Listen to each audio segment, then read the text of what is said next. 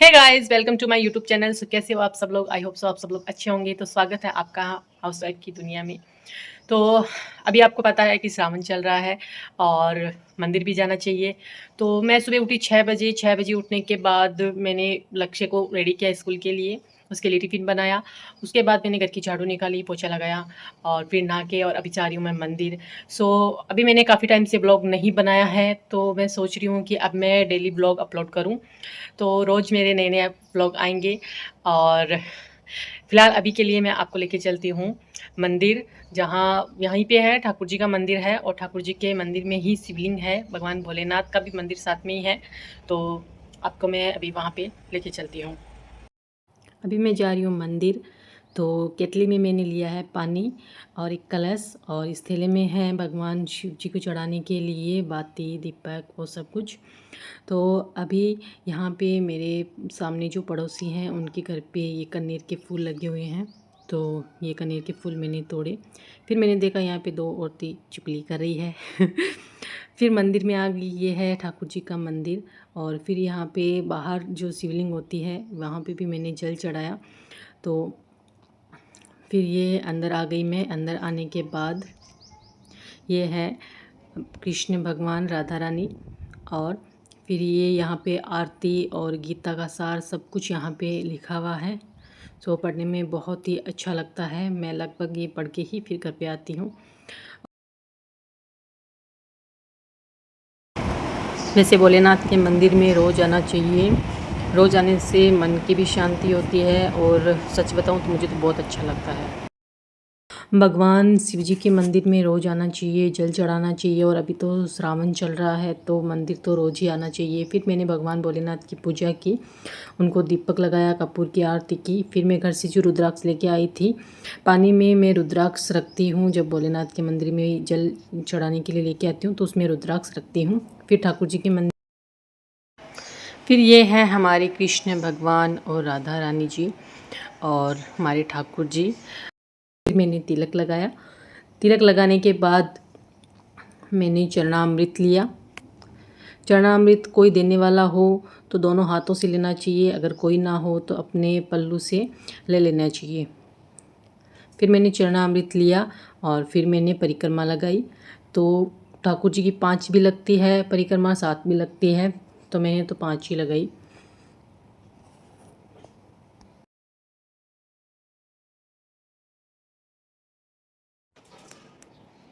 तो ये है हमारे ठाकुर जी महाराज का मंदिर। यहाँ पे भोलेनाथ का भी मंदिर है और ठाकुर जी महाराज का भी मंदिर है। तो अभी मैं आई हूँ मंदिर और मैंने भोलेनाथ की पूजा कर ली है और अब मैं जाऊँगी अपने घर। श्री शिवाय नमस्तुभ्यम। ये आ गया है मेरा घर। और अभी गर्मी बहुत ज़्यादा है, बारिश का मौसम है लेकिन गर्मी बहुत ज़्यादा है। फिर मैंने कपड़े धोए थे लेकिन मैंने सुखाए नहीं थे। फिर मैंने मंदिर से आके अपने कपड़े सुखाए। फिर कपड़े सुखाने के बाद मुझे बहुत तेज़ लग गई थी प्यास। फिर मैंने पानी पिया। जैसे मैं आपको हमारे घर की मटकी दिखाती हूँ, छोटी सी मटकी है। ये मुझे बहुत पसंद है, मुझे बहुत अच्छी लगती है। उसका पानी भी बहुत ठंडा रहता है। फिर हमारे घर पे कोई मेहमान आए थे तो फिर मैंने उनके लिए चाय बनाई। ये मम्मी ने प्याज काट के रखे थे, बोले आज प्याज की सब्ज़ी बनानी है। फिर मैं चाय बनाने लग गई। चाय बनाने के बाद जो हमारे घर पे मेहमान आए थे मैंने उनको चाय ले जा के दी। चाय ले जा के दी तो थोड़ी सी मैंने अपने लिए भी बना ली। बना ली क्या थी, बन गई थी, तो मैं चलो पी लेती हूँ। फिर भोलू के पापा गए थे खाटू श्याम जी के, तो वहाँ से पेड़े लेके आए थे और ये मठरी लेके आए थे। तो फिर मठरी और ये प्रसाद है, ये नमकीन है, भुजिया बोलते हैं, ये बहुत अच्छे लगते हैं खाने में। फिर मैंने पेड़े को टेस्ट किया और ये बहुत ही टेस्टी था। 4 पेड़े थे, चारों मैं अकेले खा गई, किसी को नहीं दिया।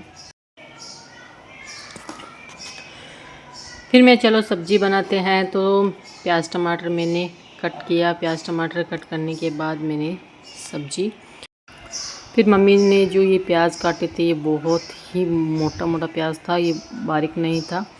तो मैंने इनको फिर वापस छोटा किया। छोटा करने के बाद मैंने सब्ज़ी बनाई। और जब सब्ज़ी बना रही थी तो ये बीच में बाबू आ गया था। वैसे ये टप है, इसमें मैं आलू और प्याज रखती हूँ। ये एक भी नहीं छोड़ता है, फ़िलहाल इसमें अभी एक ही है और ये इसको पता नहीं कहाँ पे फेंक के आएगा। फिर मैंने रोटी बनाई। रोटी बनाने के बाद साथ में ही ये सब्ज़ी भी रेडी हो चुकी है, प्याज की सब्ज़ी। ये मम्मी को बहुत पसंद है और मुझे भी थोड़ी थोड़ी ठीक है, अच्छी लगती है। रोटी बनाते टाइम इतनी गर्मी लगती है, बहुत ज़्यादा लगती है। चूल्हे पे रोटी बनाते हैं तो गर्मी नहीं लगती है, लेकिन गैस पे जब हम रोटी बनाते हैं तो बहुत गर्मी लगती है।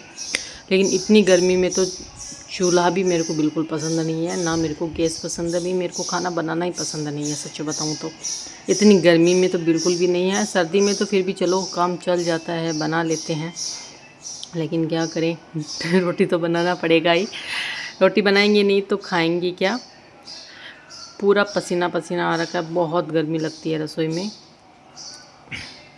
फिर मैंने रोटी बनाने के बाद जो मैंने सेकंड रोटी बनाई थी उससे ठाकुर जी को मैंने भोग लगाया था। पहली रोटी गाय की होती है और दूसरी रोटी ठाकुर जी की होती है। तो फिर मैंने ठाकुर जी के लिए चूरमा तैयार किया। मैं लगभग ठाकुर जी को चूरमे का ही भोग लगाती हूँ, कभी दही का लगा देती हूँ, दही रोटी का, कभी दूध रोटी का। मैं ऐसे भोग लगाती हूँ ठाकुर जी को। और ठाकुर जी को मेरे हाथ का खाना भी बहुत पसंद है, ये मुझे ऐसा लगता है देख के। फिर मैंने ठाकुर जी को भोग लगाया और भोग लगाने के बाद